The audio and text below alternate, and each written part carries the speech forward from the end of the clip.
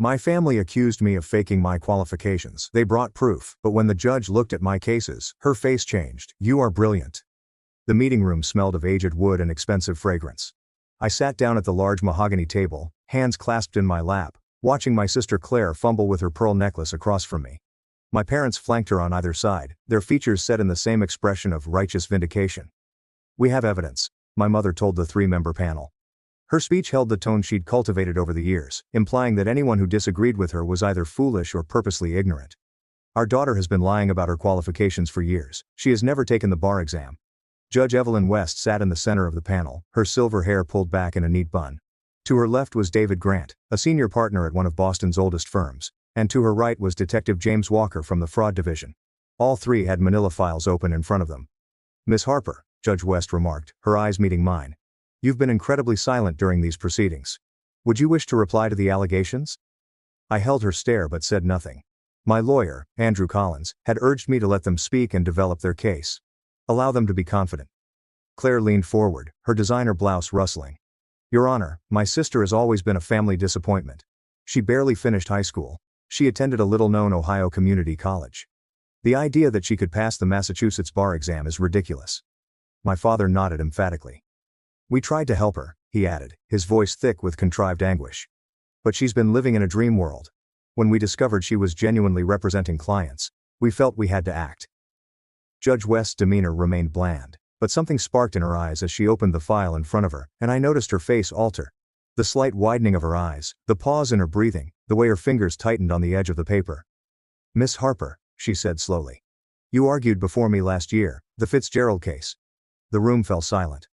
I remember you quite clearly, Judge West continued, her voice changing. I described it as the most amazing defense I'd seen in my 30 years on the bench. Why is your family alleging that you are not a licensed attorney? My mother's face turned pale, and Claire's mouth opened and closed like a fish gasping for oxygen. Perhaps, I murmured slowly, speaking for the first time. We should start from the beginning. Growing up as the youngest of two daughters in the Harper household meant living in Claire's shadow. My sister was everything my parents desired. Beautiful, charming, and effortlessly popular. She got straight A's without studying, dated the football team captain, and was accepted to Yale before her senior year of high school even ended. My parents made it clear which daughter was the prize and which was the consolation. Claire was blonde and willowy, while I was dark-haired and solid, and where she excelled naturally, I struggled and fought for every B-. At dinner parties, my mother would occasionally mention the oops baby after her third glass of wine. Why aren't you more like your sister? Became my mother's favorite refrain, delivered with increasing frustration as I moved through my teenage years. The comparison crystallized during the summer after my sophomore year of high school, when Claire had just finished her first year at Yale Law School, and my parents hosted a celebration dinner at our house in suburban Connecticut. I served appetizers in a black dress my mother had bought especially for the occasion, playing the role of helpful younger sister while Claire held court about constitutional law in her summer internship at a prestigious New York firm. And what about you? Mrs. Jackson from next door spoke, her voice tripping with polite disinterest. What are your intentions for college? Before I could respond, my mother interjected, Oh, she'll probably go to the community college downtown. Claire chuckled as the dismissive tone in her voice wounded more than the words themselves. That tinkling sound everyone found so delightful. Not everyone is cut out for higher education, she said, patting my shoulder. There's no shame in knowing your limitations. Something hardened in me that night. I was 16 years old, with 2 years of high school still ahead of me, and I resolved that one day, I would make them regret every condescending word. My parents made it clear that Claire's Ivy League expenses had depleted the family education fund, so I kept my head down, improved my grades as much as I could, and began looking into colleges that I could actually afford. Whatever I wanted to do next, I'd have to pay for myself. When I left, my parents sent me a check for $3,500, which my father explicitly stated was all the support we could afford to provide. Lakewood Community College in rural Ohio was not prestigious or impressive, but it was affordable and far enough away from Connecticut that I didn't have to witness Claire's continued rise. Claire's Yale education cost $55,000 per year, but I didn't say anything, I just took the money and left. At Lakewood, I discovered something surprising. When I wasn't constantly compared to my sister, I could actually focus. I took a full course load and worked 25 hours a week at a local diner. My grades improved, and by the second semester, I had a perfect GPA. My advisor, Professor Linda Carter, a former prosecutor who had left the legal field following her husband's death and settled into teaching paralegal studies, discovered something in me that my family never did. You've got a natural instinct for legal reasoning, she informed me one afternoon in her office. Have you ever considered law school? I chuckled bitterly. My sister got to Yale Law, and I'm the family disappointment, remember? Who told you this? Professor Carter's brows narrowed beneath her wire-rimmed glasses. Everyone who matters. She reclined back in her chair. Let me tell you about law school. It's not important where you start. It depends on how hard you're willing to work. And based on my observations, you work harder than anybody else in this program. The talk stuck with me because, for the first time in my life, someone felt I was more than just Harper's kid. Over the following 2 years, Professor Carter became my mentor, teaching me how to think like a lawyer, how to develop arguments, and how to identify flaws in opposing viewpoints. She pushed me harder than any instructor I'd ever had. When I graduated from Lakewood with an associate's degree, she gave me a letter of recommendation and a list of law schools that provided need-based scholarships. Don't let anyone tell you what you're capable of, she told me, especially not family. I applied to Suffolk University Law School in Boston. It wasn't Yale, but it was a renowned university with a strong regional reputation. I wrote an honest application essay about being underestimated, proving myself, and wanting to represent those who didn't have a voice. In March, I received an admission letter with a full scholarship and contacted my parents to tell them. Law school? My mother's voice sounded skeptical. You're not serious. Suffolk offered me a full ride, I answered, trying to keep my voice calm. I start in the fall. There was a lengthy delay before my father came on the phone. Look, honey, we understand that you want to improve yourself, but law school, you battled just to get through high school. This will be a major waste of your time and their resources. I have a 3.8 GPA from Lakewood, I told them. Community college, my mother said. It's not the same thing. Claire would never say this because she is too sweet, but we are concerned you are setting yourself up for a disastrous failure. Law school is quite challenging. Perhaps you should think of something more practical. I hung up before they could say anything further, then put my belongings into my 12-year-old Honda and traveled to Boston. Suffolk law was harsh, and my parents were right. It was really demanding. I studied 70 hours a week, lived on ramen and peanut butter, and slept very little. The other students came from better schools and backgrounds. They had family connections and work chances set up before the first semester finished, but I had only Professor Carter's words in my brain, and a strong desire to prove everyone wrong. In my first year, instead of traveling home for Thanksgiving, I worked as a hostess at a downtown restaurant. My family did not pay me a visit, nor did they make a phone call. My parents sent a card containing a $70 bill and a letter that said, "Thinking of you during this difficult time." Claire, meantime, had been promoted to junior partner at her New York business. My mother's Facebook page was filled with photographs of Claire at charity galas, winning awards, and being interviewed for legal journals. The golden kid continued to shine, and I studied harder. By the second year, something changed. The law began to make sense in a way it hadn't before. I could see the patterns, arguments, and methods. My contracts professor, a severe woman called Dr. Helen Vasquez, approached me after class one day and remarked, "You have exceptional analytical skills. Have you considered applying for law review?" I hadn't. Legal review was for top students, those bound for Supreme Court clerkships and large legal firms, not community college transfers working 3 part-time jobs. "You should apply," Dr. Vasquez said. "I'll write you a recommendation." I completed a law review. I also earned the Academic Excellence Award for second-year students and got a summer internship at a small criminal defense company. When I called to tell my parents, my mother responded, "That's great, honey. Claire recently got engaged. He's a Harvard MBA and they're planning a spring wedding." Of course they were. I graduated in my 3rd year, summa cum laude. I ranked 3rd in my class, had 2 job offers from reputable Boston businesses, and the bar test was slated for July. I prepared like my life depended on it, and in many respects it did. My parents did not attend my law school graduation since Claire's wedding was the same weekend, and that naturally took priority. I stood in the audience, surrounded by classmates and their proud families, experiencing the familiar ache of being forgotten. Professor Carter traveled here from Ohio, sat in the 2nd row, and applauded when they announced my name. She then took me to dinner at an Italian restaurant in the North End. "Your family does not deserve you," she observed over spaghetti. "But that doesn't matter. You did it for yourself." "I did it to prove them wrong," I said. She grinned. "That works too." I moved into a modest studio apartment in Cambridge and worked as a clerk at Morrison & Associates while I waited for the bar test results, which came in November. At 6:47 a.m., I received an email informing me that I had not only passed but also scored in the top 5%. I grieved on my flat floor before calling my parents. "That's excellent, honey," my mother responded, her voice preoccupied. "Your father and I are on our way to Claire's house. She is pregnant." We'll help with the nursery. I passed the bar exam. Yes, you mentioned that. We're really proud. Listen, can we call you back? We're nearly to her house. They never phoned back. Morrison and Associates specialized in criminal defense. The job was hard, the hours were long, and the pay was poor, but I loved it. I enjoyed the challenge of developing a case, the excitement of cross-examination, and the gratification of getting acquittals for clients whom others had written off. My supervisor, Robert Taylor, was a grizzled veteran who had been practicing for 40 years. He taught me how to read juries, uncover the narrative in the evidence, and fight for individuals who had been abandoned by the system. You're very good at this, he said after I won my first trial. You have instincts that most lawyers never develop. I worked every case like it was the most important one of my career, building a reputation for being thorough, relentless, and prepared. Other attorneys began referring clients to me, and judges began recognizing me in court.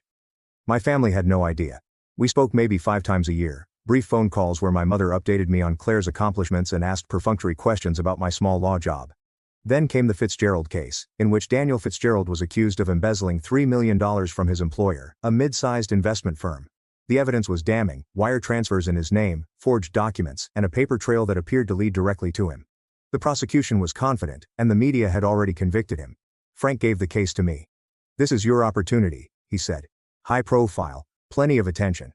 Win this, and you'll make a name for yourself. I spent 4 months preparing, reviewing every document, bank statement, and email, hiring forensic accountants, tracking down witnesses, and gradually identifying inconsistencies, patterns that didn't fit, and timelines that didn't make sense. The trial, which lasted 2 weeks, was presided over by Judge Evelyn West, a former prosecutor who was known for being fair but exacting and did not tolerate incompetence.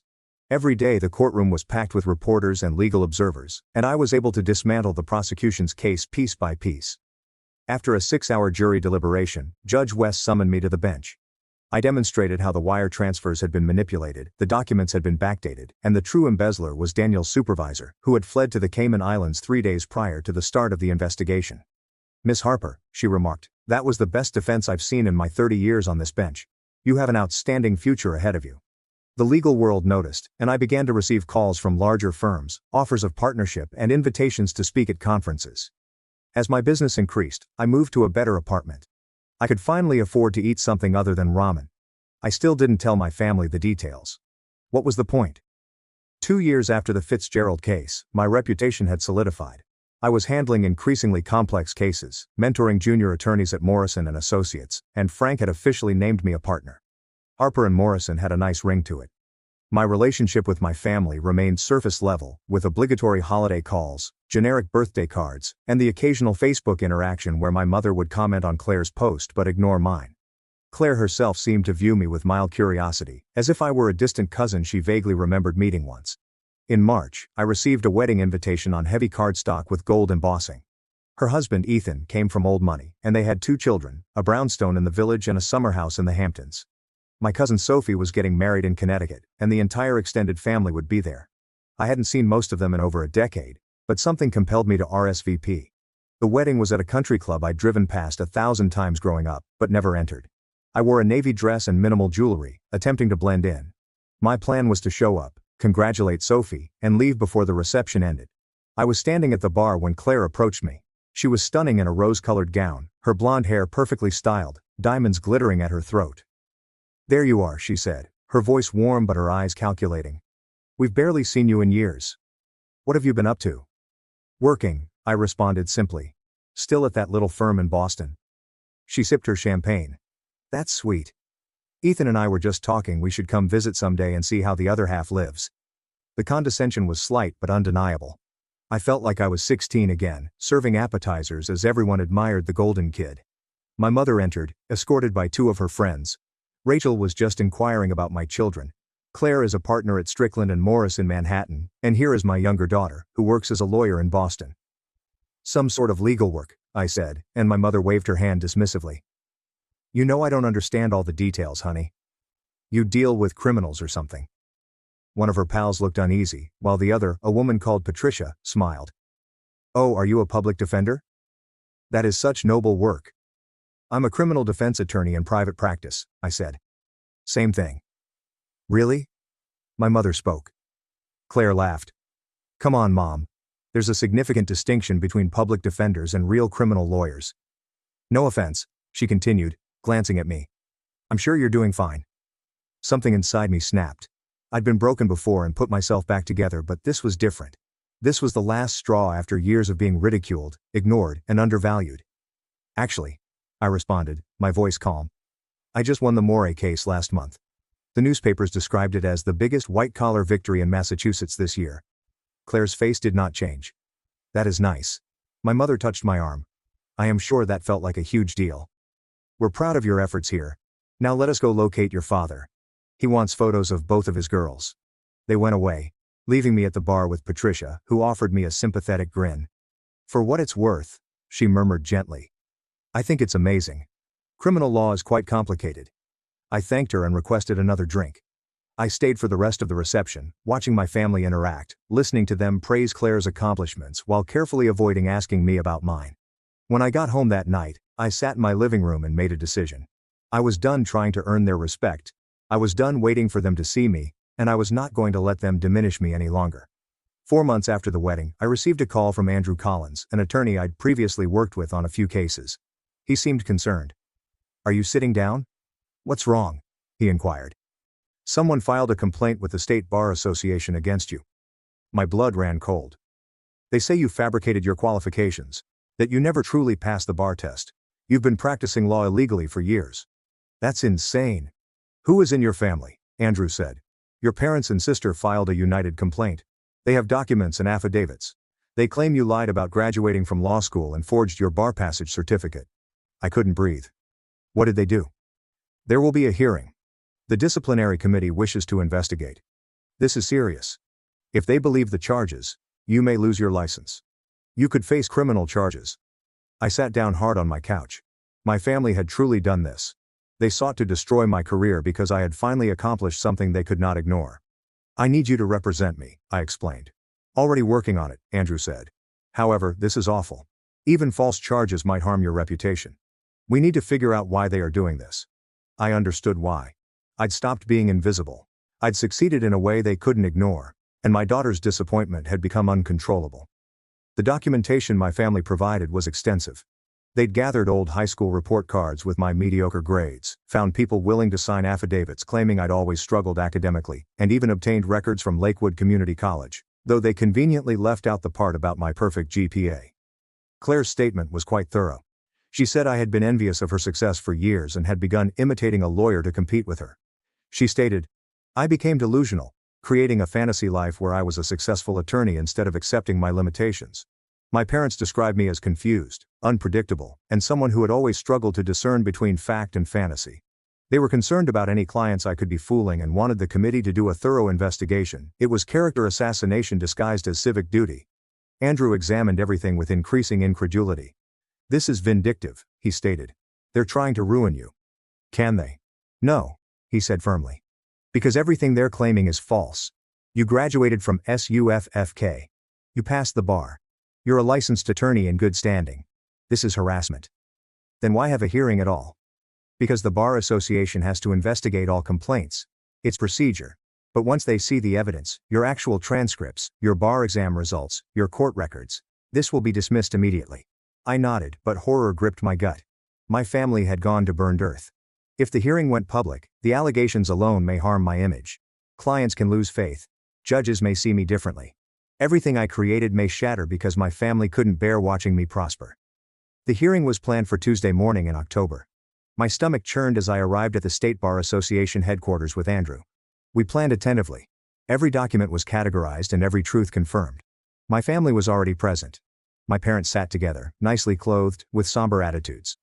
Claire sat alongside them in a charcoal suit, looking every bit the accomplished lawyer. They had brought their own lawyer, a man from Connecticut who specialized in professional misconduct cases. They were truly dedicated to harming me. The 3-person panel entered. Judge West, David Grant, and Detective James Walker. I felt a slight thrill of relief when I saw Judge West. She recognized me. She'd seen my work, but I knew she'd have to remain unbiased. The hearing started. My parents' attorney presented their argument with amazing theatricality. He constructed an image of a distraught young woman who had invented her entire career.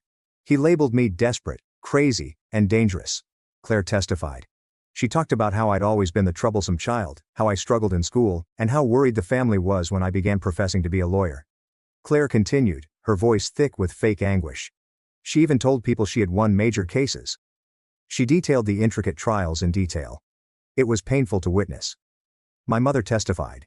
She discussed my rough background, academic challenges, and perceived separation from reality. My father testified. He stated they attempted to help me, but I refused. He said submitting the lawsuit was the most difficult thing they'd ever done, but they felt ethically required. Throughout it all, I sat quietly. Andrew told me not to respond or engage. Allow them to talk. Allow them to feel assured. Then it was our time. Judge West stared at me. Miss Harper, you've been surprisingly silent during the proceedings. Would you like to respond to these allegations? I met her eyes. Your Honor, I'd like to let my record speak for itself. Andrew started presenting our evidence. My SUFK transcript indicating that I have graduated summa cum laude, my bar test passing certificate. I am licensed to practice law in Massachusetts. Character recommendations from instructors, co-workers and judges. David Grant leafed over the materials, his face ranging from skepticism to perplexity. Then Judge West opened my case file. I kept a meticulous record of every case I fought, every motion I filed and every client I represented. She stopped breathing for a moment.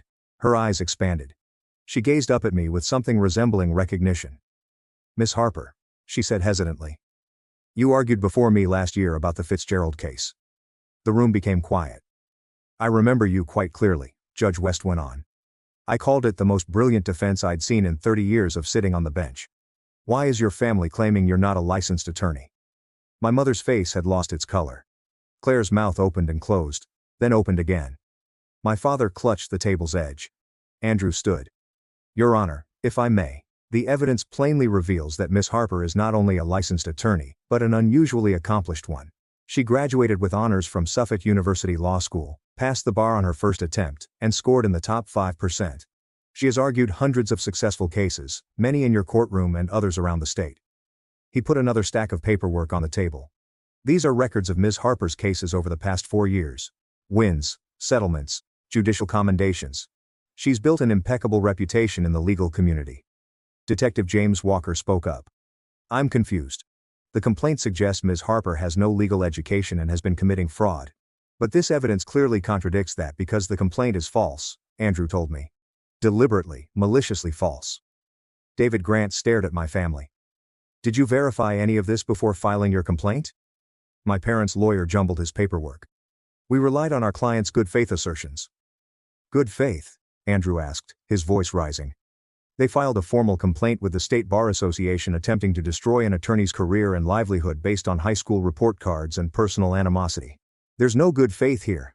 Judge West's countenance had shifted from confusion to rage. Miss Harper, I need to understand something. Your family has made serious allegations against you. Allegations that, if true, would constitute criminal fraud. But the evidence shows you're a highly qualified, successful attorney. Can you explain this discrepancy? This was the moment.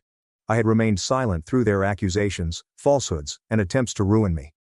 Now it was time to talk.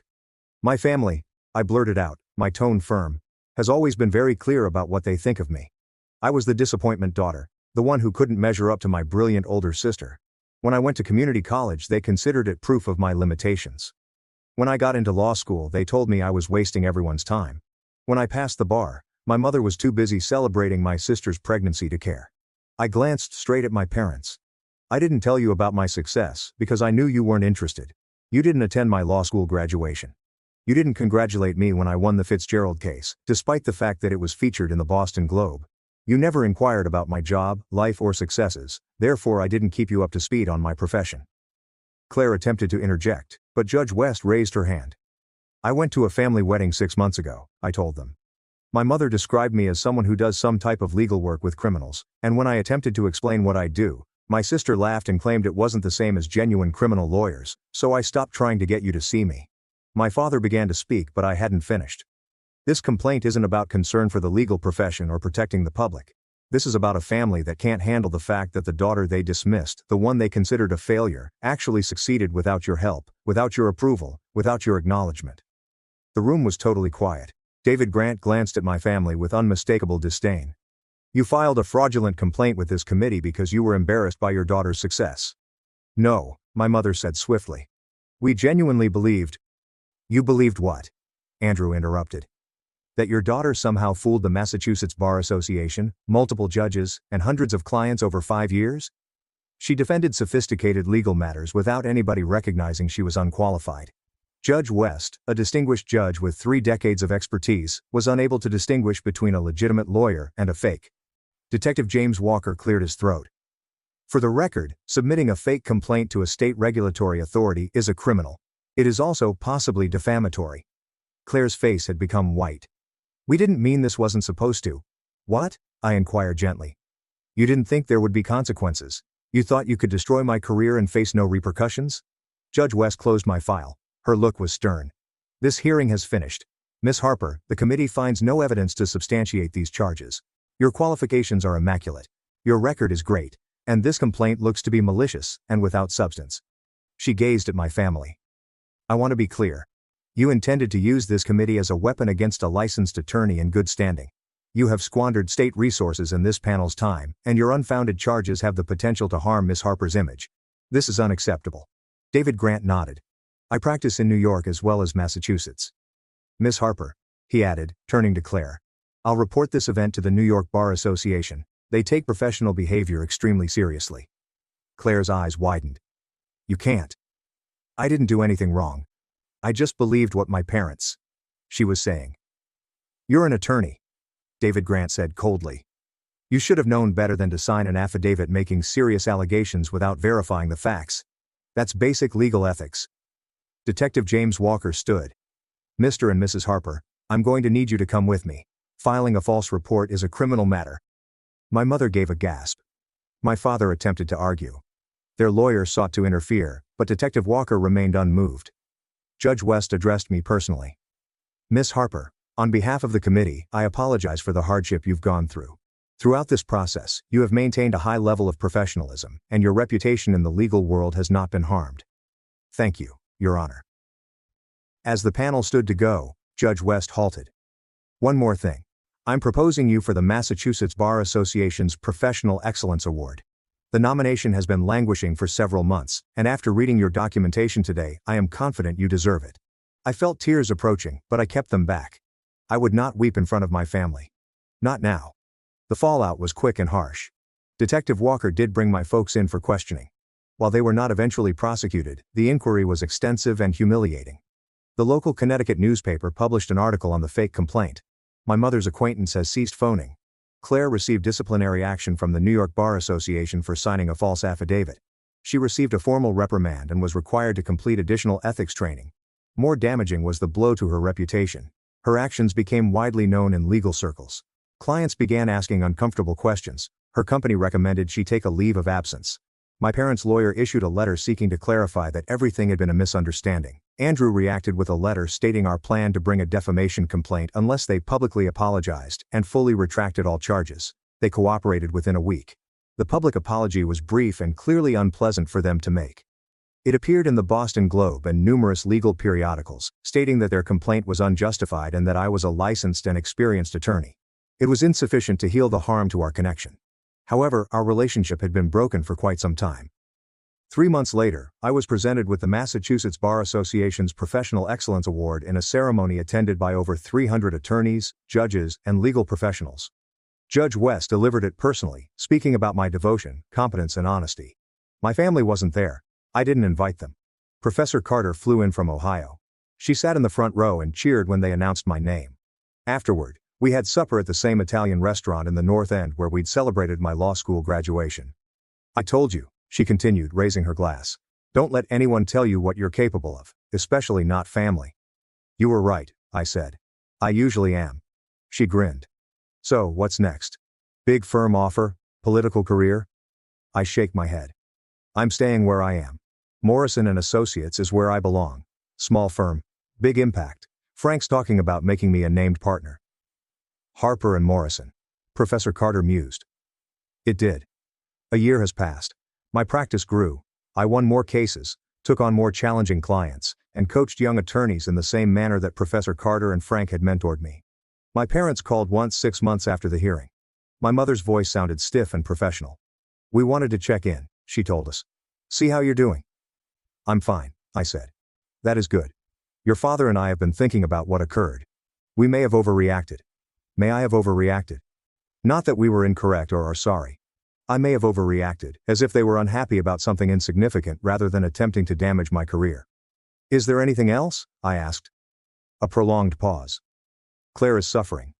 The censure had a negative impact on her professional standing. She may have to leave her firm." Oh, there it was. They weren't phoning to apologize. They were calling because the golden kid had been tarnished and someone needed to be blamed. "I'm sorry to hear that," I said, meaning it. I didn't feel guilty.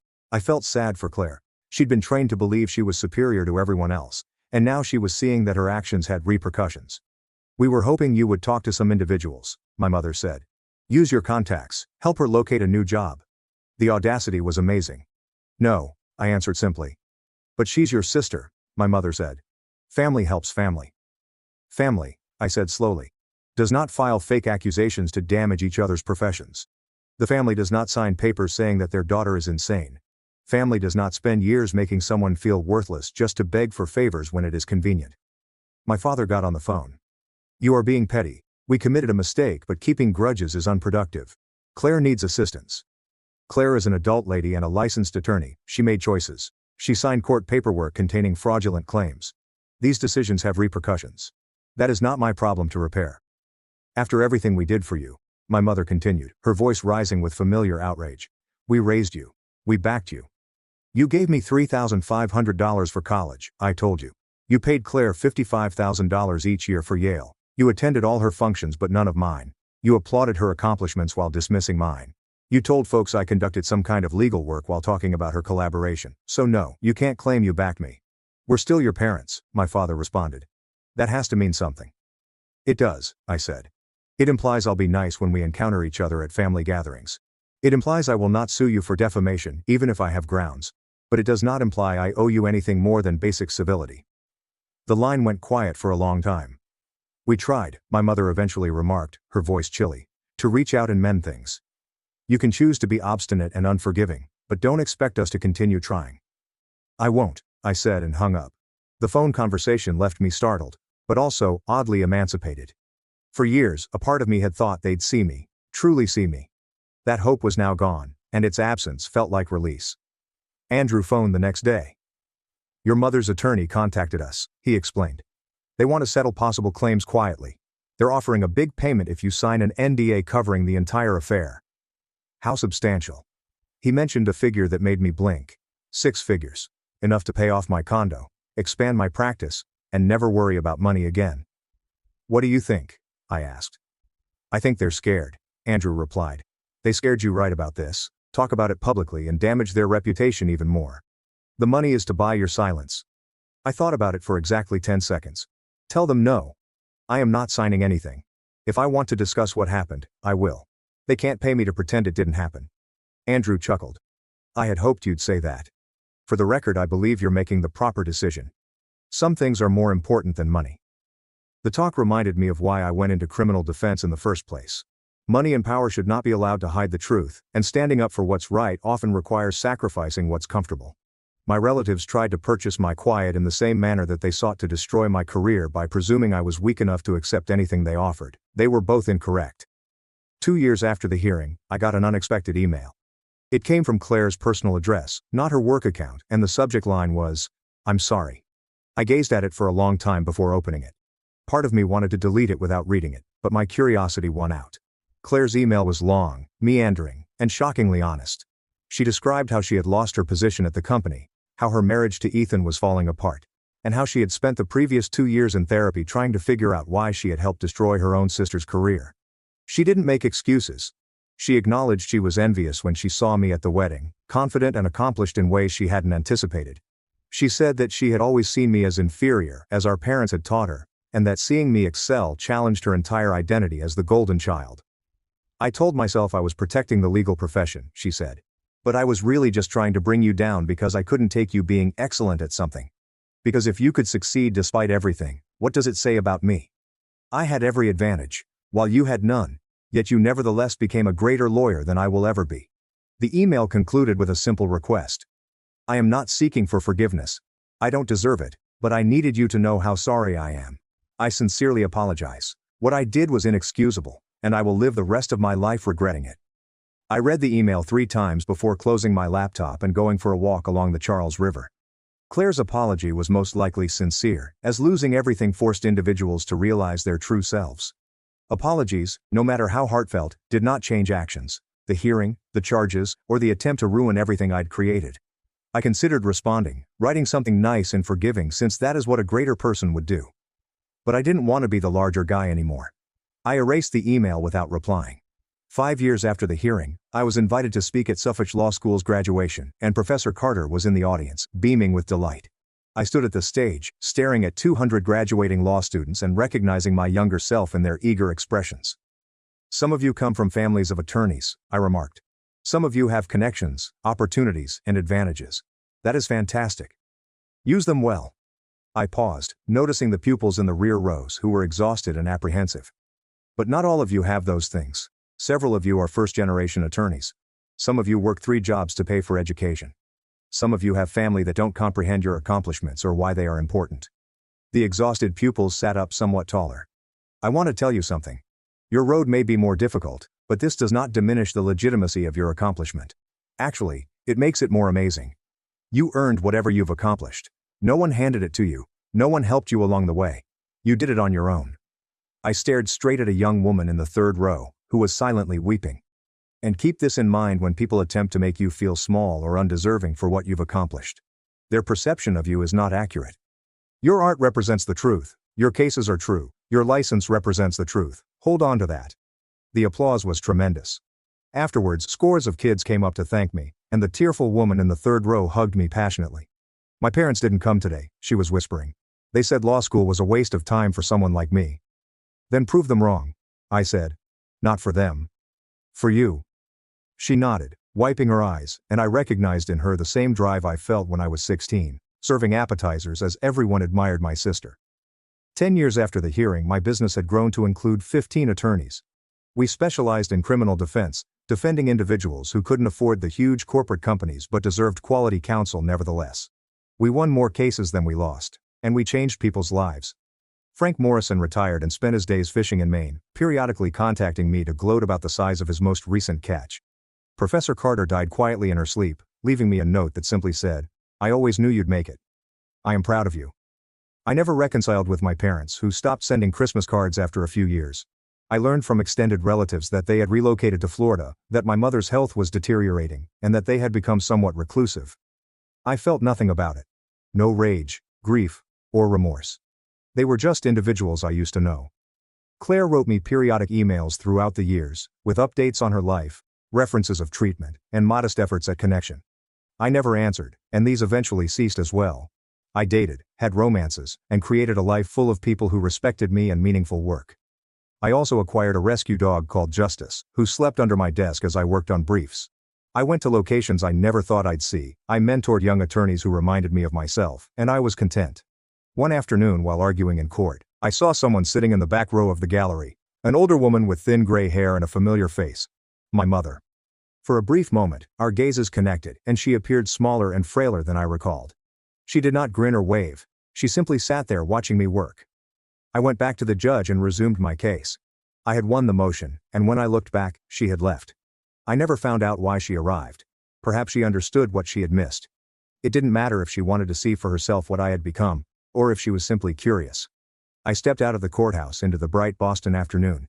Justice waiting in the car, a celebratory meal with my colleagues arranged for that evening, and a dozen cases on my desk that required my attention. I had made a life worth living. I had proven everyone wrong who had ever questioned me. I had succeeded not because of my family, but in spite of them, and that was the finest payback of all. They sought to ruin me, erase everything I'd done, and reduce me back to the disappointed daughter who was aware of her limits. They failed. I was Attorney Harper, now a partner, award winner, mentor and advocate. I was the woman who would fight the Fitzgerald case. I was the lawyer who Judge West described as brilliant. I was precisely who I'd always wanted to be, and I got there all by myself.